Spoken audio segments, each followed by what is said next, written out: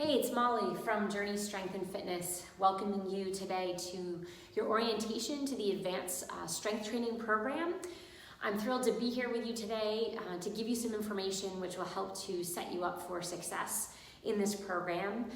First, just a little bit about me. So I am a wife, I'm a mom of two, and I have been in my life a teacher and an athletic coach and a counselor for years.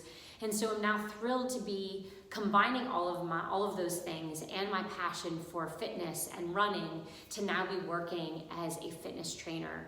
I earned my certification through ACE, and which has really helped bring so many things together that have been a part of my life and that I've learned on my own, and to now be officially be able to help others through their fitness journey is something I'm just so excited about. So I'm ready to help you to build that strength and grit and confidence so that you feel like you can do the things you want to do in your life, pursue the things you want to do to build strength and balance and flexibility, support your body, support your bones, support your joints, to be strong. So I want to share just a few things with you today. I know you have had some experience in strength and resistance training, but still want to talk about a few things to help you to be successful in this program. So first, let's talk about space. Surely you want to have space where you can move. So moving vertically, moving laterally, moving front and back, having a kind of a nice big square around you so that you don't feel inhibited. Also think about sort of noise level, depending on the time of day that you're going to be doing this workout. Where do you need to be to minimize disruptions to yourself and set yourself up well for success? Think about your surface. Think about what's under you, on the floor, and then your mat also. I'd highly recommend, unless you're in a home gym that already has a surface on it, I recommend some kind of a non-slip mat. So something that has a bit of cushion, as we might be on our hands or on our elbows or on our knees, but also something that's a non-slip surface so that if we're doing lunges or we are doing mountain climbers, you're not going to slip. That's really, really important. Because we're talking about that, let's talk about apparel too. I would recommend some kind of a cross-training shoe. Cross-trainers tend to be a little bit lower to the ground, so I think they're better for lateral movements and quick movements. Not to say that a running shoe or a walking shoe couldn't also do the job. Just want to make sure you have flexibility in that shoe and are able to move and are able to be up on your toes. Clothing, of course, comfortable clothing, possibly layers, depends on where you're going to be doing your workout. But make sure you're prepared for anything so you don't have to pause and you can focus specifically on getting that workout accomplished. Certainly have your water bottle with you. I'll prompt you to take water breaks, but you want to have that right there so you don't have to stop. So let's also talk about other equipment. So I've designed these workouts to not require a lot of fancy equipment. You'll need a set of resistance bands, and they come in varying levels. So you can find a set online quite easily. They typically come in a set of 5, and those bands will vary in their resistance, vary in their strength. And so that will set you up well. We may be using them for our upper body, maybe using them for our lower body, we may be combining them. But if you have a set of varying resistance bands, you'll be ready for what we're going to do. It'll help you progress as you get stronger. I would also recommend a couple of sets of dumbbells. So you have done some sort of strength training before, so you're probably familiar with these, but I think a lighter set where you may be able to do, let's say, 10 repetitions of a shoulder press, and then maybe a heavier set of dumbbells where you could test, can you do a back row with them, or can you do lunges with them, or how would it feel to do a set of squats with them? So you want to be challenged that way, but you want to be able to have range of motion. And certainly if you have more of a variety of weights, that's going to give you every possibility, but I think starting with 2 pairs is a great place to begin. If you don't have dumbbells, or maybe let's say you don't have all weights of dumbbells that you want, 2 resistance bands can also stand in for dumbbells for some exercises. For example, if we're doing bicep curls, a set of 2 bands could also be perfect for that. That's really it. Dumbbells, resistance bands, and then we're going to use our body weight is really all that you need to do well through my program. And one more thing about your space. If it's convenient for you, you might consider having a mirror so you could see your form.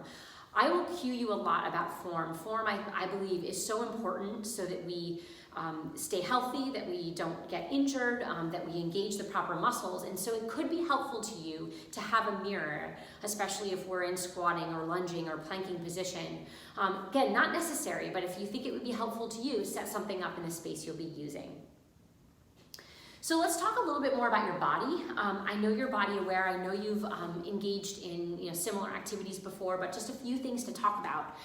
Let's talk about abdominal breathing, which is going to be the most effective way to take in oxygen, get rid of CO2, get your muscles ready to work, help your muscles recover. So something I want you to practice is this abdominal breathing, where as you inhale, you're like filling up a balloon using your abdominal muscles, and exhaling, expelling out the CO2.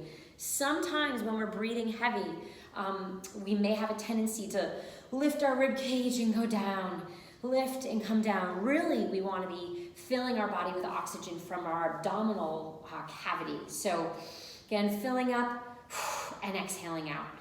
One thing that's great about abdominal breathing is it really helps us to see the connection between our breathing and engaging our core muscles. You're going to hear me talk a lot about engaging your core. And so if that's ever been confusing for you, practicing abdominal breathing can make it make more sense. So as you're expelling that CO2, that is flexing your core muscles. That is centering in your core muscles. That's bringing your belly button back toward your spine and flexing your core to do that. And remember, your core really is your entire midsection here. It's certainly your front abdominal muscles, your oblique muscles, and the muscles through your back. They're all connected, and we're using them to bring in oxygen and get rid of CO2. But if you've ever had trouble with that idea of core engagement, think about the centering of your belly button. If you're on your back, bringing your belly button down toward the ground, toward your spine. Or if you're in a plank position, pulling your belly button up toward the sky. Related to that, let's talk a little bit about plank position. So I'm sure you've been in plank position before. I just want to remind you that there's a variety of ways to do a plank. And so depending on your level, you might be planking from your knees, and that's fine, or you might be planking from your toes. We might do planks from our hands. We might also do them from our elbows. And just a reminder that as we're doing a plank, we want to think about that core centering, where we're bringing our belly button up toward our spine. Also want to remind you about shoulder position. So your upper back should be in a slightly domed position where your shoulder blades are actually sort of giving your rib cage a hug. They're centering in as opposed to swaying down. We want to have a nice flat back, tucked in pelvis, and that's going to automatically help you to use those core muscles to center them in a plank position. I'm going to challenge you to move sometimes in plank. We might move one limb, we might move another, we might move a leg, we might rotate in plank position. That's going to challenge your balance at the same time as you're using your core muscles. Let's also talk a little bit about squat position, because proper squatting is going to ensure that you don't get hurt. It's going to ensure that you're engaging not only the quadricep muscles, but your hamstrings and your glute muscles. So as a reminder, your feet should be shoulder width apart, and your first motion should be behind you. We can use our hands to counterbalance if we're not adding resistance. The cue that I like to use for people is to pretend that you're hovering over a toilet seat that you don't particularly want to sit on. So your motion is behind you first. Your core muscles should be flexed while you're doing this because it's going to help keep your upper body nice and upright, your shoulders high, eyes looking out in front, a little bit above eye level. Also, you're going to be pushing laterally when you're in a squat. We may put our bands on to help us to learn that. One other cue to think about is that when you're in your lowest position, your lower leg from your ankle to your knee should be parallel to your upper body from your hip to your shoulder. So as we're going down, I'm trying to make a parallel line here and here. So just a few things about squats, and I'll be prompting you, I'll be cueing you as we're doing these workouts together.